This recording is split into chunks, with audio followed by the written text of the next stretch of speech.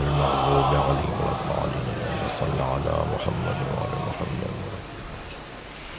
اعوذ باللہ من الشیطان الرجیم بسم اللہ الرحمن الرحیم. الحمد للہ الذی لا یبلغ مدحتہ القائلون ولا يحصي نعماءه العادون ولا يعدي حقه المجتهدون الذي ليس لصفته حد محدود ولا نعت موجود ولا وقت معدود ولا أجل ممدود فطر الخلائق بقدرته ونشر الرياح برحمته. الصلاة والسلام على الرسول المسدد المصطفى العمجد المحمود الأحمد سيدنا ومولانا ومولى الكونين جد الحسن والحسين عاني أبا القاسم محمد. اللهم صل على وآله الطيبين الطاهرين المعصومين الذين قال الله إنما يريد الله ليذهب عنكم الرجس أهل البيت ويطهركم تطهيرا.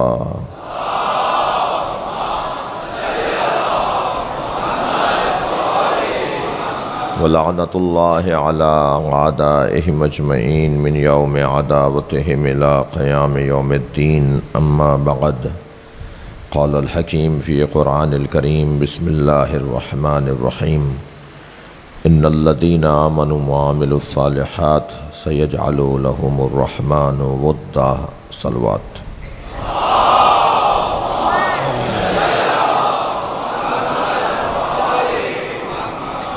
اس سے بہتر صلوات پڑھیں گے.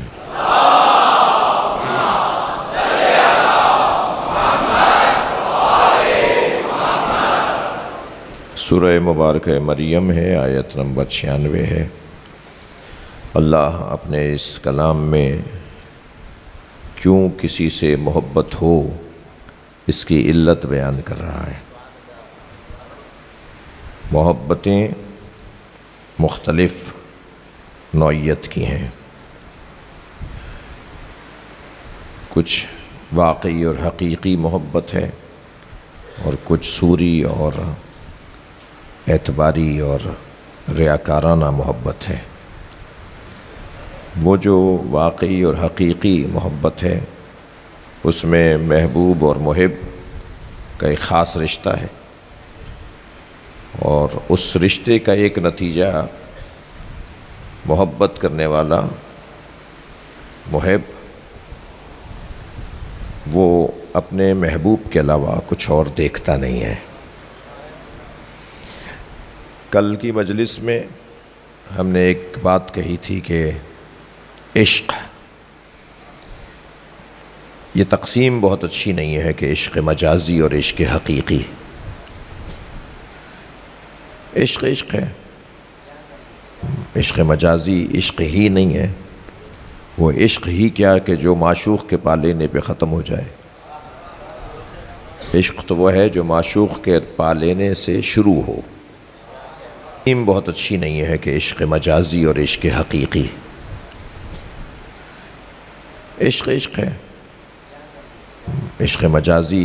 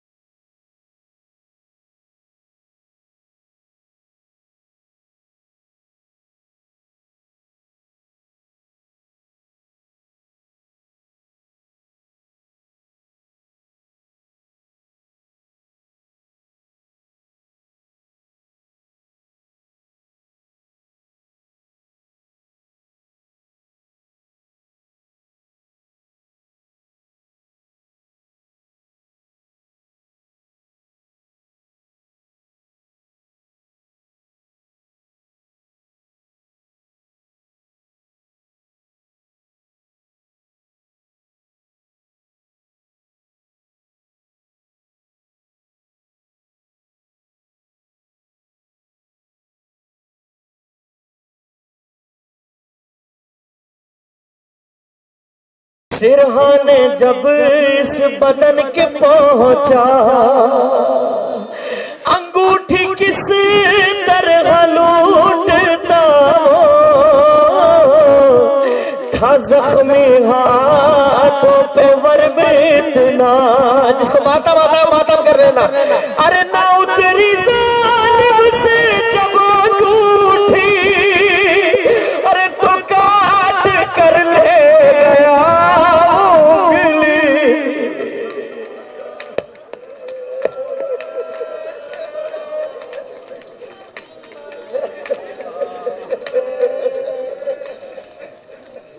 اللہ اکبر، اللہ اکبر، اللہ اکبر، اللہ اکبر، اللہ اکبر، اللہ اکبر، اللہ اکبر۔ روکو اس بھائی کو، روکو روکو اس کو، روکو۔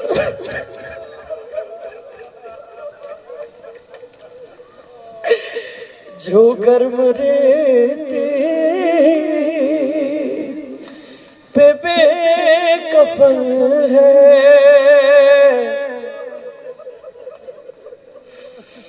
غریب زہرا کا یہ بدن ہے۔ دل پہ ہاتھ رکھ کے سننا، پورا میں نے پڑھا ہے، لوحہ لکھوانے سے پہلے میں علماء کرام سے رابطہ کرتا ہوں، ایسی کوئی بات جو مولا کے شان نشان نہ ہو نہیں لکھتا، بس میں نے ایک بات پڑھی، لکھوائی، مولا کی بارگاہ میں پڑھ رہا ہوں، جو رونا چاہتا ہے وہ رو لے۔ ہوئی تھی وہ جن کی نال بندی، تھے عام گھوڑوں سے اور وزنی، ارے جو گھوڑے دوڑے تھے اس بدن پہ، کچلنا ان کی خصوصیت تھی، نہ جانے کس طرح نے دیکھا، ارے صبح کے نیچے غریب بیٹا۔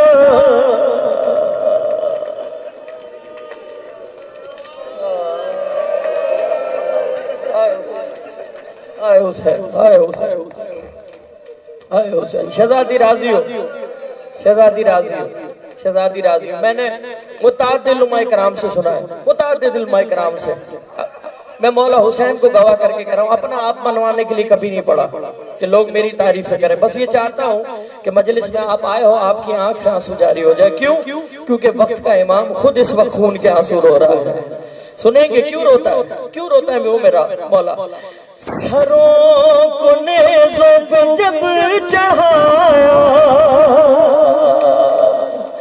سر ایک چھوٹا سا مل نہ پایا،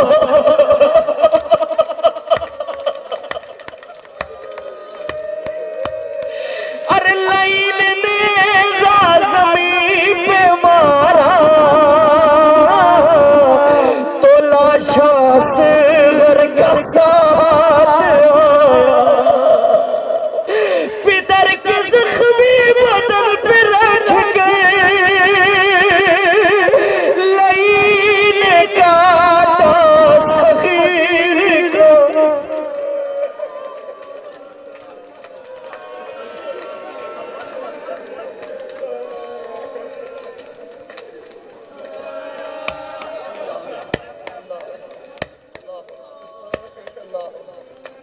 اللہ اکبر، اللہ اکبر، اللہ اکبر۔ جو گرم رے، حوصلے سے، حوصلے سے جوان، حوصلے سے، میرے ہاتھ جوڑے، حوصلے سے، ماؤں بہنوں کا مان ہوا، ماؤں بہنوں کا مان ہوا، حوصلے سے سنیں گے، حوصلے سے سنیں گے۔ شہزادی کو رونا، پرسہ پیش کرنا، ابھی 2:15 بجے مولا کے نام پہ گریا، حوصلے سے سنیں گے، حوصلے سے سنیں گے۔ جو گرم ریتی پہ بے کفن ہے، غریب زہرا کا یہ بدن ہے۔ ہاں یہ میں نے محسوس کیا، یہ میرا خیال ابھی میں کربلا تھا، میرے مولا نے مجھے عطا کیا، وہ کیا خیال ہے وہ میں نے آپ تک پہنچانا ہے مولا کی بارگاہ۔ جب کربلا جانا کسی نے چھٹے امام سے پوچھا مولا دعا کب قبول ہوتی ہے؟ مولا نے فرمایا جب دل پہ چوٹ لگے، آنکھ سے آنسو جاری ہو جائے، دعا قبول ہو جاتی ہے۔ سب گریہ کر رہے ہیں نا مولا اسی سال کربلا جانا، اسی سال کربلا جانا۔ بس یہ میرے مولا کا طریقہ ہے جو میرے مولا نے بتایا دعا قبول کروانے کا، ٹھیک ہے؟ جب کربلا جانا میں ایک عرض کر رہا ہوں سید ہونے کے ناطے، میرے ہاتھ جڑے ہوئے، کربلا اس طریقے سے کربلا جانا۔ حسین کی جب لحد پہ جانا،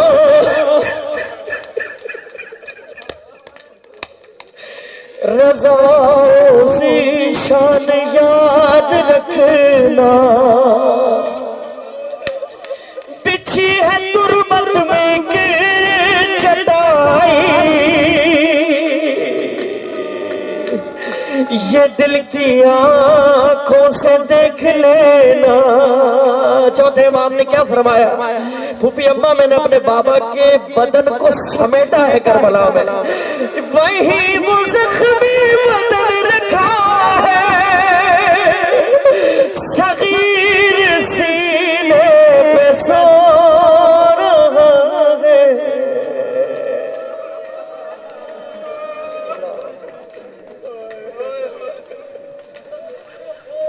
جو گرم ریتی پہ بے کفن ہے، غریب زہرا کا یہ بدن ہے۔ نہ جانے زندگی وفا کرے نہ کرے، ساتھ کے لوگ، ساتھ کے دوست، ساتھ کا بھائی مجھ سے پہلے مولا کی بارگاہ میں پہنچ گیا۔ آج کی اس رات کو غنیمت جانتے ہیں، نہ کوئی ذاکر ذکر مولا پر رلا سکتا ہے، نہ کوئی نفس مولا حسین کے ذکر پہ رو سکتا ہے، جب تک وقت کے امام آپ کی طرف اشارہ نہ کریں۔ آنکھ سے آنسو جاری نہیں ہوتا۔ کسی نے پوچھ لیا ایسا کیوں ہے؟ فرمایا یہ سوچو کہ ان آنسو نے کس ماں کے رومال میں جانا ہے۔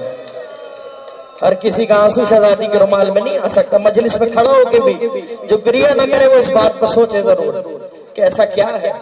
بس یقیناً ہر کسی کو مولا رزق کے گریہ عنایت فرمائے۔ کبھی یہ شیریں کے گھر ملا ہے،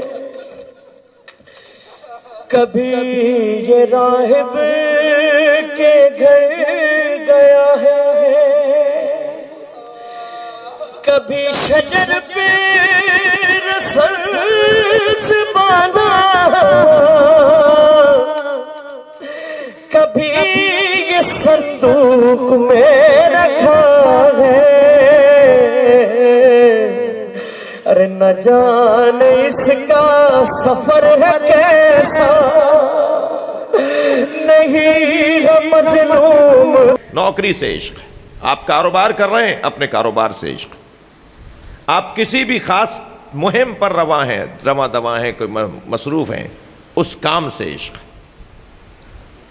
خطبہ کرام اور ذاکرین عظام کے اندر بھی میں اپنے قبیلے کے لوگوں سے بات کر رہا ہوں، ان میں بھی نکھار آتا چلا جائے گا، ان کے بیان میں بھی چاشنی آتی چلی جائے گی، ان کا بیان بھی رسا ہوتا چلا جائے گا اگر وہ ممبر سے اپنے بیان سے اپنی خطابت و ذاکری سے عشق کرنے لگے۔ اور عاشق پیسے کے چکر میں نہیں پڑتا، عاشق خواہشات نہیں کرتا۔ بھائی کیا مصیبت آ گئی اس بانی کے اوپر جو اس نے آپ سے کہہ دیا کہ مجلس پڑھ لیجئے؟ آپ نے تو فرمائشیں ہی شروع کر دیں، میں یہ کرتا ہوں اور میں وہ کھاتا ہوں اور میں ایسے بیٹھتا ہوں، میں ایسے اٹھتا ہوں۔ کیا مصیبت آ گئی اس کے اوپر کہ اس نے مجلس کا اعلان کر دیا؟ تم عاشق نہیں ہو کیا امام حسین کے؟ تو پھر خواہشات کیسی ہیں؟ بات کرنی ہے تو اپنے مولا سے ہی کرو نا، مانگنا ہے تو اپنے مولا سے مانگو، جن کے تم ذاکر ہو، جن کے تم مروج ہو، جن کے تم مبلغ ہو۔ مبلغ ہو تم حسین کے، خواہش ہے تمہیں بانی سے۔ بانی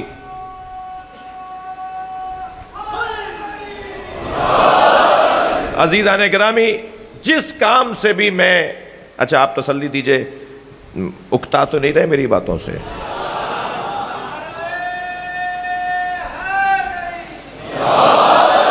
بلند تر صلوات۔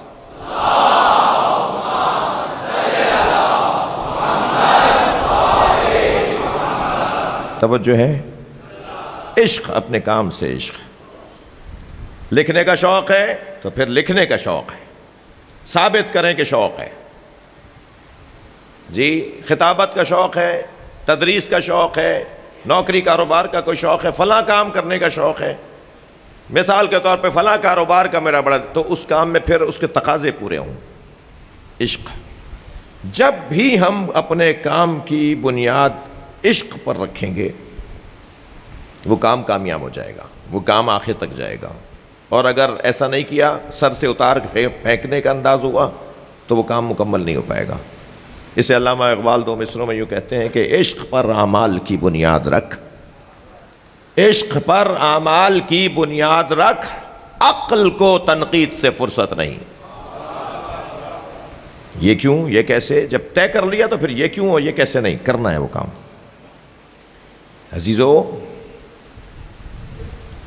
اللہ راز بتا رہا ہے کہ کون کس سے کیوں پیار کرتا ہے۔ ان الذین آمنوا وعملوا الصالحات، بے تحقیق وہ لوگ جو ایمان لائے اور جنہوں نے عمل صالح انجام دیا، سیجعل لہم الرحمن ودا، اللہ ان کی محبت لوگوں کے دلوں میں ڈالے گا۔ میرا کام مومن اور باکردار ہونا ہے، باقی کام اللہ کا ہے۔ دنیا کیا کہہ رہی ہے یہ اللہ کا مسئلہ اور دنیا کا مسئلہ ہے۔ کیوں امام حسین سے لوگوں کو اتنا پیار ہے؟ اس لیے کہ مومن اور باکردار نہیں بلکہ جو ایمان کا نصاب لکھے اسے حسین کہا جاتا ہے، جو کردار کا نصاب لکھے وہ حسین ابن علی ہیں۔ میں اور آپ اگر مومن اور باکردار ہو جائیں تو اللہ ہم سے پیار کروائے گا، لوگوں سے ہمارا پیار ہوگا، لوگوں کو ہم سے پیار کریں گے لوگ۔ لیکن بات میری اور آپ کی نہیں، بات تو ہم اس وقت کرنے بیٹھے ہیں ان ہستیوں کی کہ جو مومن نہیں کل ایمان، جو مومن نہیں امیر المومنین، جی باکردار نہیں خود کردار مرتب کرنے والے، وہ بتائیں گے کہ تقوی کا نصاب کیا ہے، وہ بتائیں گے کہ اچھا انسان کسے کہا جاتا ہے۔ وہ ہستیاں، ان کے لیے اللہ اعلان کر رہا ہے، اور پھر ایسا نظر آ رہا ہے۔ یہ اللہ نے جو قرآن میں کسوٹی پیمانہ دیا ہے، اس کسوٹی اور پیمانے پہ پورا اترنے والوں میں ایک حسین ترین نام امام حسین کا ہے۔ جب نبی کی گود میں امام حسین کو ولادت کے فوراً بعد لا کے دیا، سیاق سباق ماحول روایت کا یہی بتا رہا ہے کہ جب نبی کی گود میں دیا تو کہا یا رسول اللہ مجھے دے دیجئے، میں اسے نہلا کر لے آؤں۔ جی بی بی ام ایمن کہہ رہی ہیں میں مجھے دے دیجئے، میں اسے نہلا کر لے آؤں۔ تو نبی نے کیا فرمایا؟ جسے اللہ نے طاہر بنا کر بھیجا ہو اسے تم کیا نہلا کر لے کر آؤ گی؟ اب ایسے حسین کو گود میں لے کر نبی نے وہ دعا مانگی ہے جو حضرت ابراہیم نے اسماعیل کے ولادت کے موقع پہ مانگی تھی، ربنا فجعل افئدۃ من الناس تہوی الیہم، یا اللہ لوگوں کے دلوں کو میرے حسین کی طرف موڑ دے۔ یہ اللہ کا دیا ہوا نظام کہ جو ایمان اور کردار والا ہوگا اس کی محبت لوگوں کے دلوں میں ہوگی، اور یہ نبی کی دعا جس کا نتیجہ یہ ہے کہ آج کون سا ملک ہے جہاں حسین مولا کا ذکر نہیں ہو رہا؟ کون سا شہر ہے، کون سا محلہ ہے؟ جگہ جگہ، ہر جگہ بڑھتا جا رہا ہے نا، کام بڑھتا جا رہا ہے، کم نہیں ہو رہا۔ یہ امام بارگاہ جب بنایا تھا تو بہت بڑا تھا، اب چھوٹا پڑ گیا ہے۔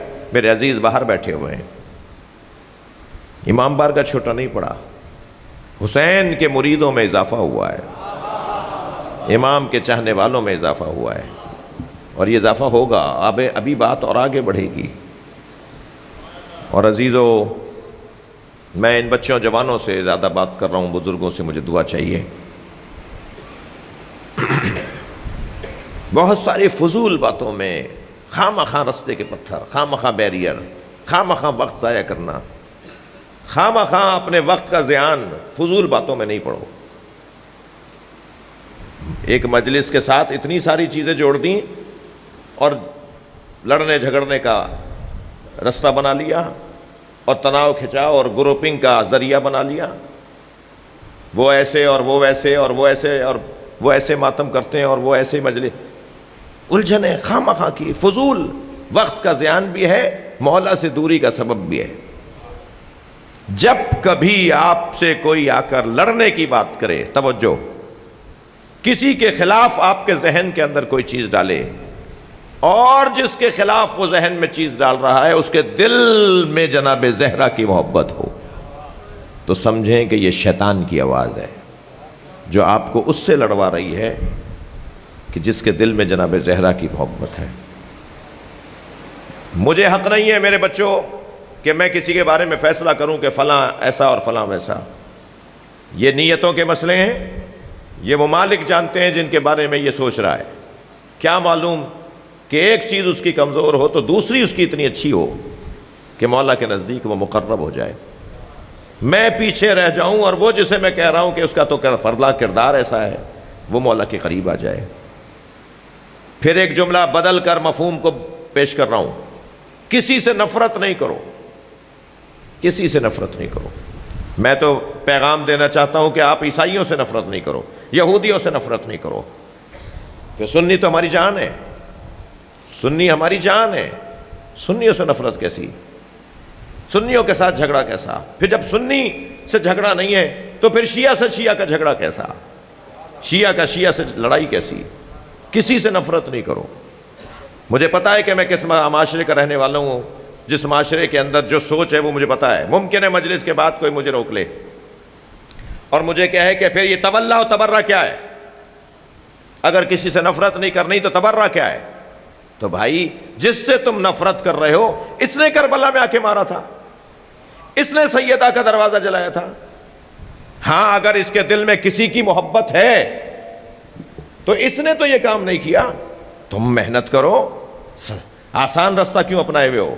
محنت کرو، مشقت کرو، اس کے دل سے اس کی محبت نکال کے دکھاؤ. کام کرو، بات کرو، دلیل لے کر آؤ، استدلال سے اسے سمجھاؤ. یہ تھوڑی ہوگا کہ میں نے ایک نعرہ لگایا، یہ کوئی خیبر فتح ہو رہے ہیں کیا کہ نعرہ لگانے سے میں کسی کو چڑھا دوں گا اور میں جیت جاؤں گا؟ نہیں، بات کام کرو. یہ آسان رستے نہیں اپناؤ. میں بچوں جوانوں سب سے کہہ رہا ہوں، ان سے نفرت نہیں کرنی، اگرچہ مجھے پتا ہو کہ اس کے دل میں کسی ایسے کی محبت ہے جو اہل بیت سے لڑا ہے، جس نے اہل بیت کو تکلیف پہنچائی ہے. تو اس سے نفرت نہیں کرو، اس سے پیار کرو. اور اس سے اس لیے پیار کرو کہ کیا کروں، کیسے اس منزل تک آؤں کہ اس کے دل سے اس کی محبت نکال دوں، جس کی محبت جو محبت کے قابل نہیں ہے. صلوات پڑھ لے ذرا محمد و آل محمد.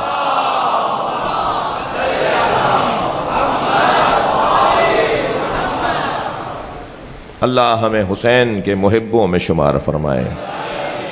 اللہ جس سے پیار کرتا ہے اس کے دل میں حسین کی محبت ڈال دیتا ہے. چلیے عاشقوں کا یہ مجمع کچھ دیر کربلا چلے. کیا ہوا کربلا میں؟ عاشور کا سورج بتا کہ تو نے دیکھا کیا؟ صبح سے عصر تک حسین لاشیں اٹھاتے رہے.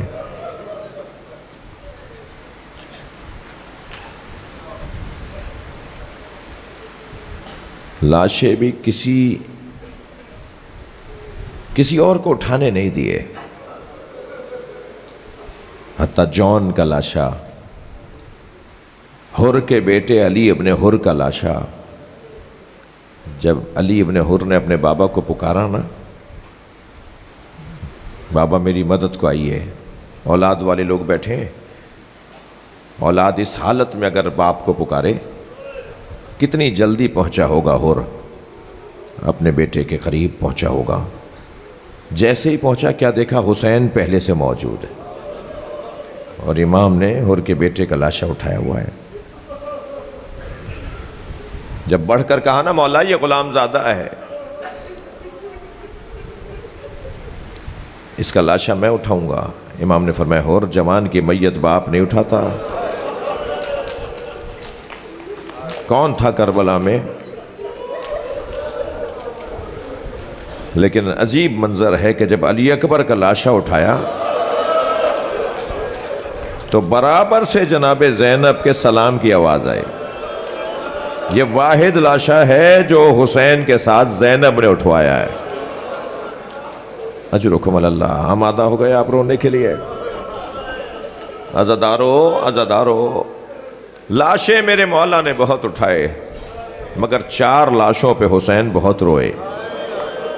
جو انسان اکمل ہوتا ہے، جو انسان ہو، پھر انسان کامل ہو، پھر انسان اکمل ہو، جتنا بڑا انسان ہوگا نا اتنا ہی اس کا دل نرم ہوگا۔ رونے کا کوئی تعلق صبر کے ساتھ نہیں ہے جی۔ امام نے لاشیں تو بہت اٹھائے، مگر 4 لاشوں پہ حسین کی آنکھوں سے آنسو رکتے نہیں تھے۔ ان میں پہلا لاشا قاسم ابن حسن کا لاشا۔ پہنچے ہیں اپنے بھتیجے کے بدن پر تو لاشا پامال ہو چکا تھا۔ یہ کہتے ہوئے بیٹھے، تیرے چچا پہ بڑا گراں ہے، تو مدد کے لیے پکارے اور تیرا چچا تیری مدد نہ کر پائے۔ اور پھر لاشا اٹھایا۔ سعید ابن طاؤس کہتے ہیں کہ جو بدن قامت میں حضرت قاسم طویل القامہ نہیں تھے جی، بہت دراز قد نہیں تھا حضرت قاسم کا، اس لیے کہ جب گھوڑے پر بٹھایا گیا تو رکابوں کو کاٹ کر چھوٹا کر کے حضرت قاسم کے پیروں تک پہنچایا تھا۔ اتنا بڑا قد نہیں تھا حضرت قاسم کا، یعنی طویل القامت نہیں تھے۔ لیکن سعید ابن طاؤس کہتے ہیں جب لاشا اٹھایا نا تو حسین کے بدن سے لمبا لاشا تھا۔ اجرکم اللہ، اجرکم۔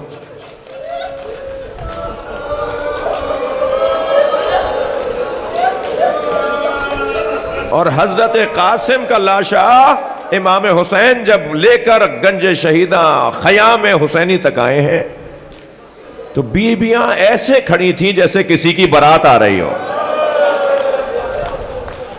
مگر تعجب اس پر ہوا کہ سب بیویاں تو موجود ہیں مگر قاسم کی ماں نظر نہیں آ رہے۔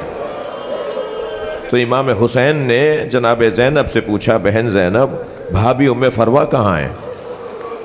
تو کسی بی بی کی آواز آئی، جب قاسم کی شہادت کی خبر آئی تھی تو ام فروہ پشت خیمہ پہ چلی گئی تھی۔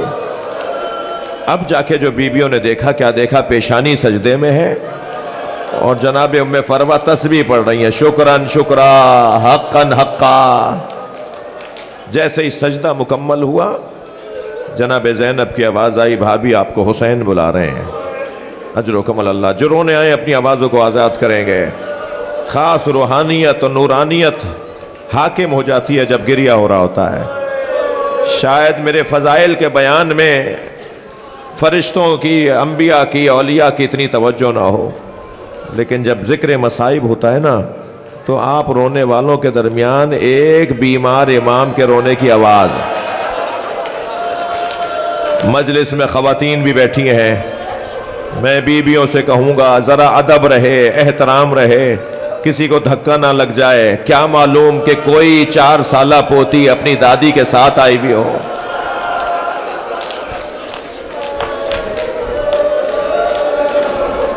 آواز دی، بی بی، بھابی آپ کو حسین بلا رہے ہیں۔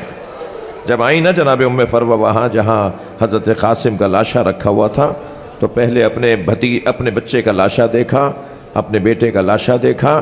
لاشا دیکھ کر بی بی نے فرمایا، بھائی حسین، مجھے قاسم کا خون بھرا کرتا چاہیے۔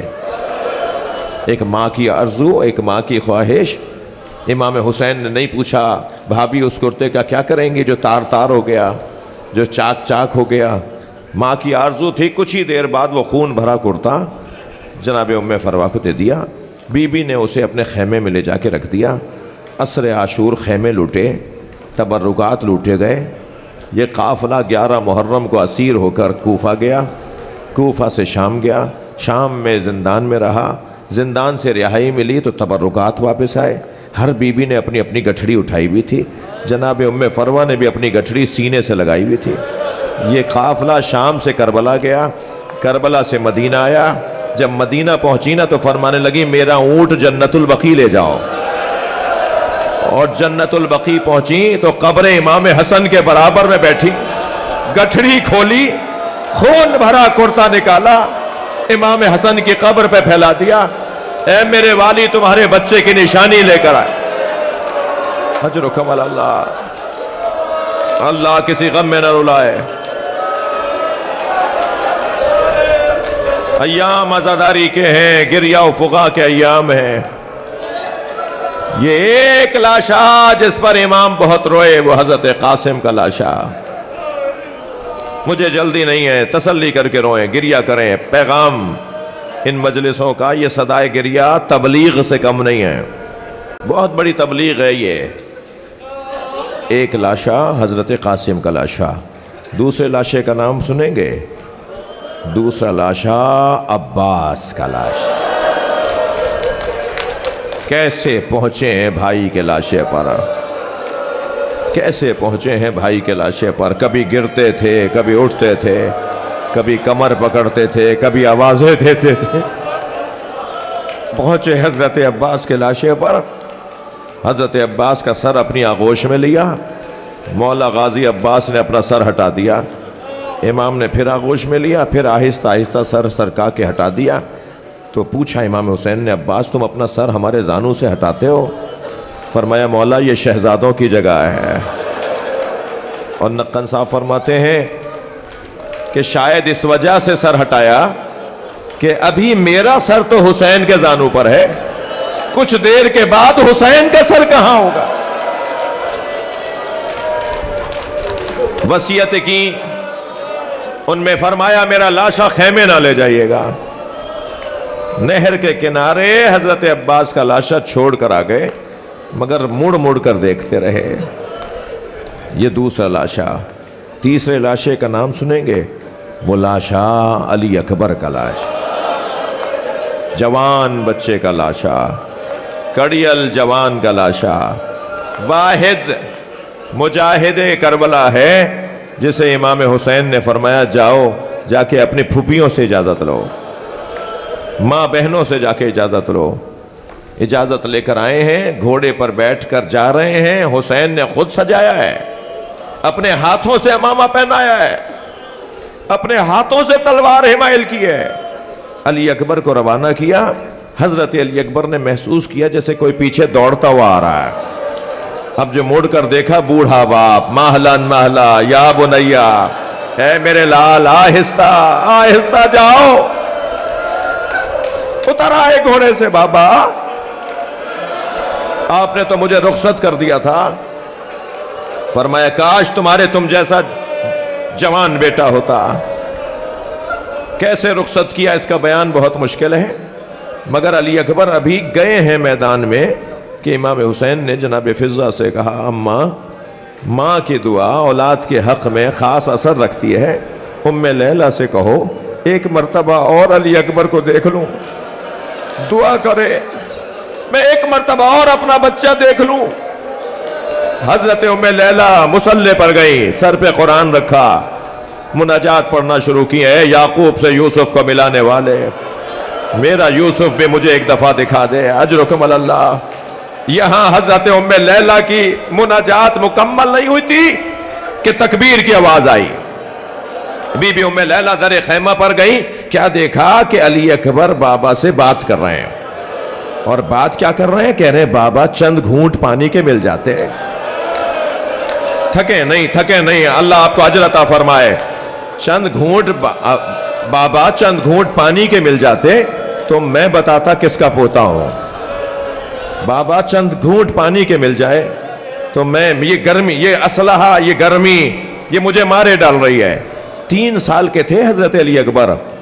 امام حسین مسجد کے مصلی پر تشریف فرما تھے کہ برابر میں آ کے بیٹھے اور کہا بابا مجھے انگور چاہیے۔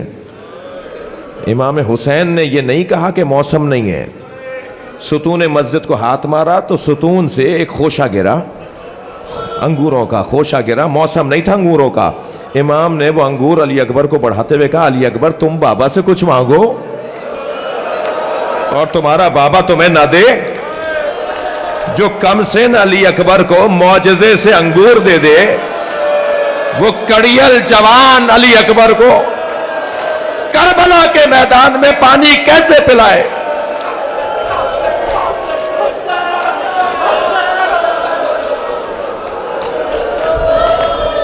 اجرکم اللہ. بابا چند گھونٹ پانی کے مل جاتے. اب ماں کھڑی دیکھ رہی ہے کہ بیٹا بابا سے پانی مانگ رہا ہے. شاعر نے اس منظر کو 4 مصروں میں نظم کیا ہے. شاعر کہتا ہے شدت پیاس سے اکبر نے پلٹ کر دیکھا اور ماں نے خیمے کی تنابوں سے لپٹ کر دیکھا. کتنی مجبور تھی ساقی کوثر کی بہو, کتنی مجبور تھی ساقی کوثر کی بہو, خالی مشکیزہ کئی بار الٹ کر دیکھا.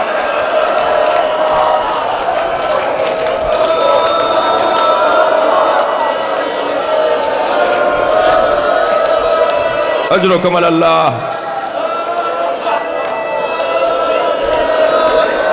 اجرکم اللہ. میں شہادت نہیں پڑھ سکتا, نہ مجھ میں ہمت ہے. یہ تیسرا لاشا جس پہ حسین بہت روئے. چوتھے لاشے کا نام سنیں گے. چوتھا لاشا چھوٹا بہت تھا مگر حسین سے اٹھتا نہیں تھا. کبھی آگے جاتے تھے انا للہ, کبھی الٹے پیر واپس آتے تھے.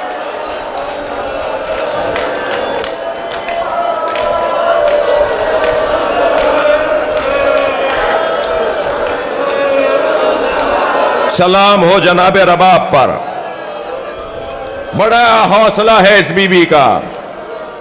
میرے مولا فرماتے ہیں مجھے وہ گھر اچھے لگتے ہیں جن گھروں میں رباب اور سکینہ نامی عورتیں ہوتی ہیں. بڑی با وفا خاتون, مولا حسین کی وفادار زوجہ. مگر میرا دل کہہ رہا ہے کہ ایک سلام امام حسن کو کروں. امام حسین کی زوجہ نے تو دھوپ میں لاشا دیکھا تو وعدہ کر کے آئیں کہ جب تک زندہ رہوں گی کبھی سائے میں نہیں بیٹھوں گی. اور حسین مولا کے بڑے بھائی حسن مولا کی غربت دیکھیے, زوجہ زہر دے رہی ہے. اللہ اکبر.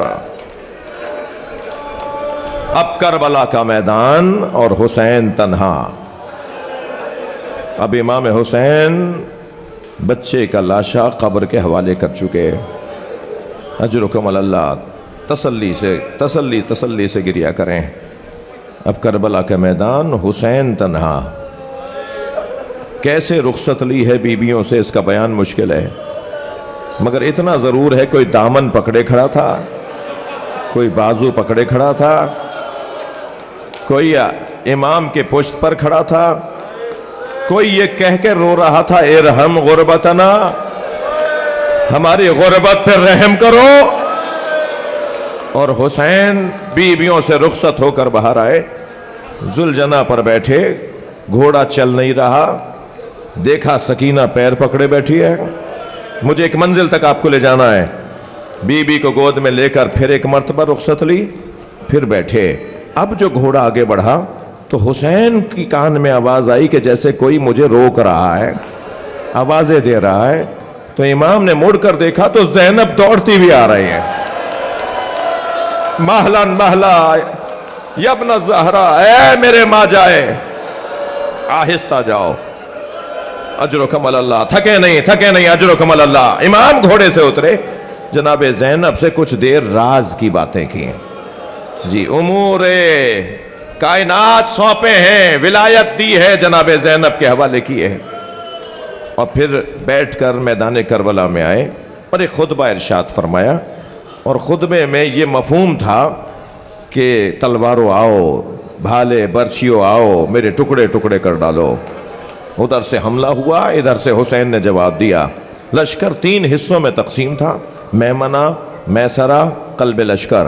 امام بلا تشبیہ برق کی مانند کبھی میمنہ میں آ جاتے تھے, کبھی میسرے میں آ جاتے تھے, کبھی قلب لشکر میں. ان تینوں دستوں کو حسین نے مخلوط کر دیا اور اس انداز سے امام نے اپنا جہاد پیش کیا کہ ہر بھاگتا ہوا سپاہی جہاں بھاگ کر جا رہا ہوتا تھا تو سامنے سے حسین نظر آتے تھے. وہ امام سے بچ کر بھاگتا تھا تو سامنے سے حسین نظر آتے تھے. اسے ہر جگہ حسین نظر آ رہے تھے اور بھاگ بھاگ کر کہتا تھا الامان مجھے بچاؤ, حسین سب کو مار دیں گے.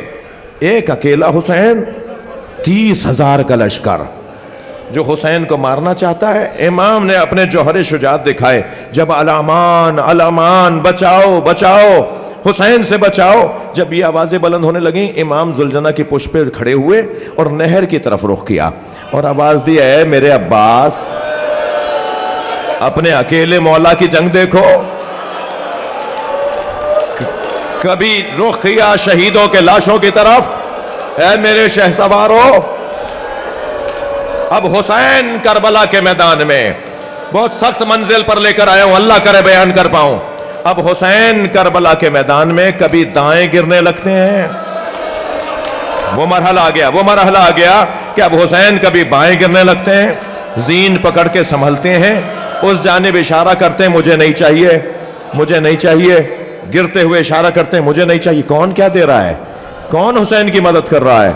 कौन हुसैन की मदद कर रहा है? मैंने खुद आयतुल्लाह मिश्कीनी से ये जुमला सुना।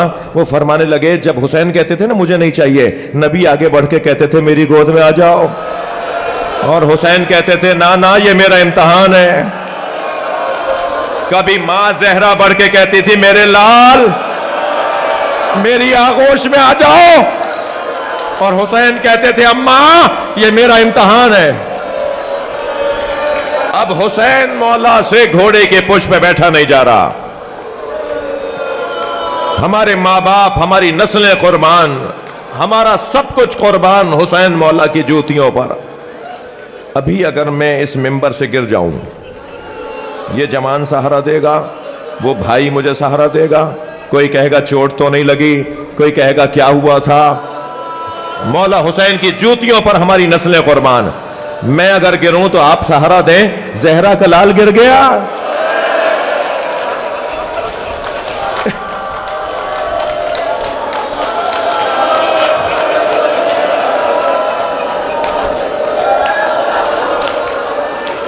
कोई मदद नहीं कर रहा। एक बहन है जो टीले पे खड़ी है। जुलजना ने घुटने टेके हैं। इमाम जीन से जमीन की तरफ आए। बहुत गिरिया हो गया, बहुत आज आपने सवाब ले लिया, मगर मेरा दिल तसल्ली नहीं पा रहा, मुझे एक मंजिल और आगे आने दीजिए।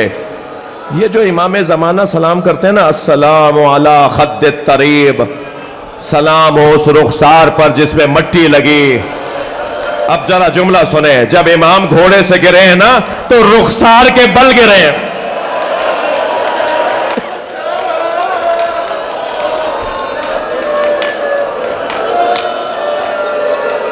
या हुसैन,